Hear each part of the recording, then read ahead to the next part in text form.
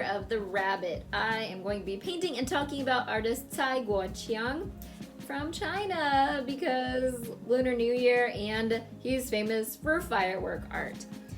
So Cai was born in, I think like southern China, not absolutely sure, but where there were a lot of fireworks. And it's a real traditional part of course, Chinese culture and invention. But his dad was a calligrapher. So Cai grew up painting a lot, and artists would come to his house. His dad also collected a lot of books. So Cai was well trained from a young age, like traditional painting techniques. But then, so he was born in the 50s, and then the 60s come, Cultural Revolution happens. So the Cultural Revolution in China, if you don't know, was really brutal. Anyone that was academic at all, teachers, pianists, artists,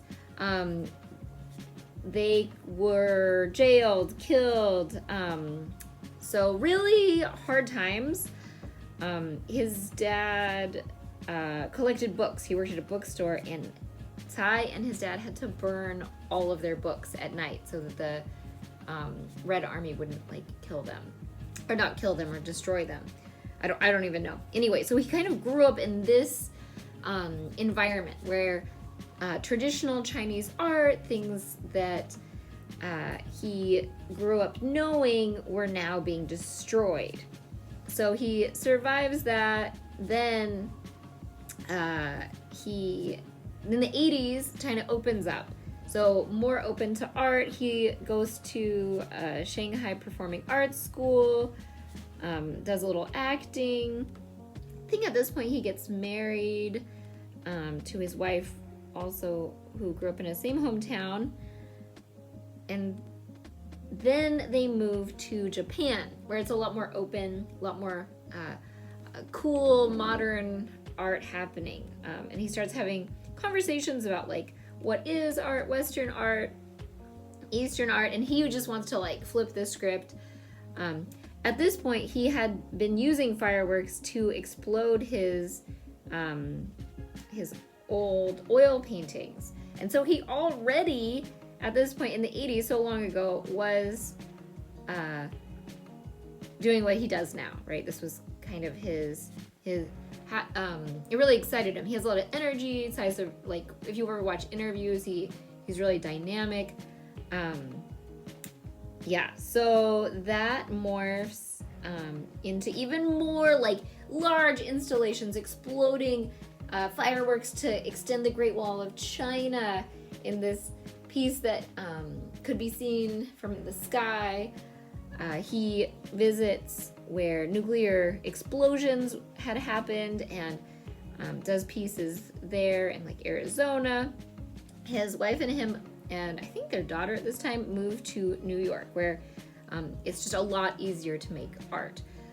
That's the sad thing about China. A lot of my students are Chinese, and trying to find artists, modern artists living and working in China now that aren't just doing the most boring things ever are so hard because, even he worked for the Beijing Olympics and did the fireworks for that, and then worked for the Asian Pacific, I think, conference, and did some for there, but it just didn't have, it wasn't very artistic, right? It was more a fireworks display because the Chinese government just literally and figuratively ties artists' hands, right? They can't say anything too rash. So he does live and work in New York, where he's had these incredible installations with animals, and talks about the need to protect the environment. He did this incredible ladder piece.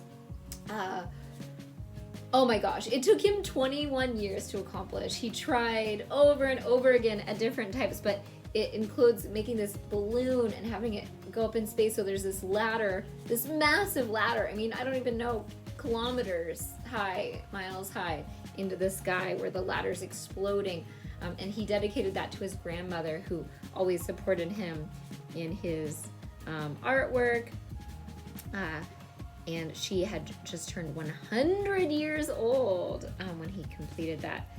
His work is just so beautiful. He uses environmentally friendly powders in some of his creations that are just super stunning. Yeah, so Cai Guo Qiang in celebration of Lunar New Year and Chinese New Year and the Year of the Rabbit was my Artist of the Week. You can see his work all over the world. If you're ever lucky enough to see one of his explosions, because that would be amazing. All right, have a great Year of the Rabbit.